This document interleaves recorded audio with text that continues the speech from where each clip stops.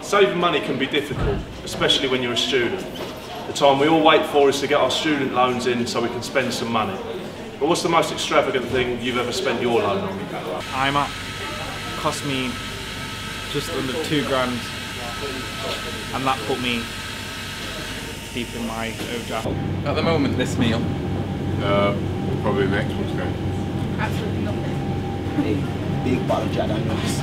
So we've been going out almost every night, and that's where I've been spending most of my money. Accommodation.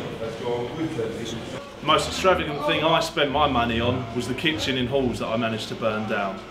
Ended up costing me £1,700. So hopefully with that point and some of the others that people have told you how to spend money, you might be able to save some of your own. I am what is known as a money advisor, so it's my role to give advice to students about money, anything and everything to do with money.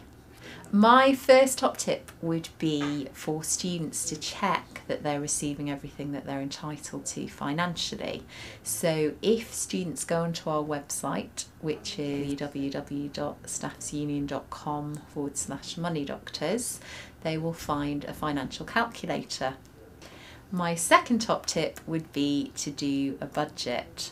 So make sure that you know what money you have coming in and also what your expenses are. Is there anything on your budget when you look at it that you think I could cut down on that or I could save money? See whether you can find any part-time work. So if you haven't heard of it, the university has what it calls the job zone.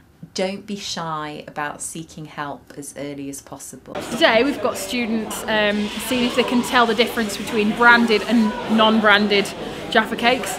We've got a plate of real Jaffa cakes that were £3.13 for a box. And we've got a plate of Sainsbury's Basics Jaffa cakes that were 72p for a box. We've got a basket of just kind of everyday store cupboard essentials. We've got one of known and trusted brands, and that shopping basket came to £11.90. And then we've got one which is exactly the same, but the Basics brands, and that came to £2.36.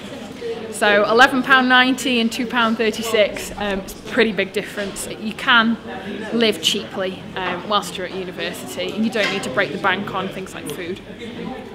Hello, my name is Kirsty Schultz and welcome to Money Matters, cooking on a student budget.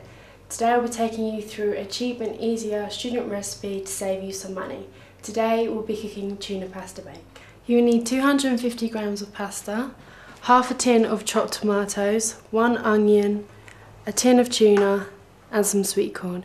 You can even add your own variations such as cheese and peas, or if you're not a fan of tuna, then there's always the great alternatives of chicken and bacon.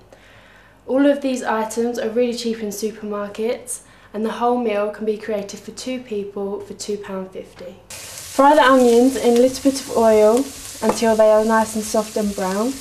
Then you have to add all of your ingredients. In this case we have tuna and chopped tomatoes. Once the pasta is cooked, it needs to be put into the colander and then back into the saucepan. Once everything is cooked, all the contents need to be put together and mixed up.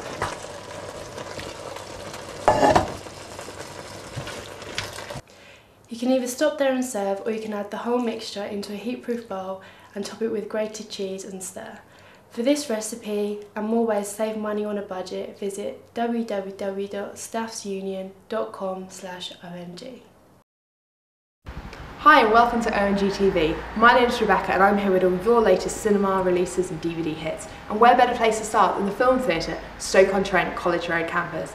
I'm here tonight to see One Day, the best-selling novel by David Nicholls, has been adapted to a film. But it's not the only film that you'll see be adapted to your big screen this winter. The classic comic book series, The Adventures of Tintin, is coming to the big screen from director Steven Spielberg and is due for release on the 26th of October. How could you let them escape?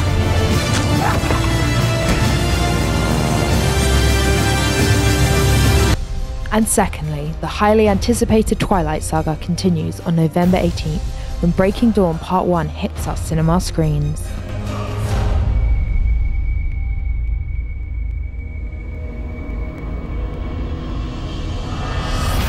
As well as those fantastic cinema releases, we also have one of the biggest hits of summer, Harry Potter and the Deathly Hallows Part 2, which is coming to DVD just in time for Christmas. It's already the highest ever pre-order though on Amazon, so make sure you get your copy early. On this night, join me and confront your fate. Well, what better way to end a show than on a Harry Potter high?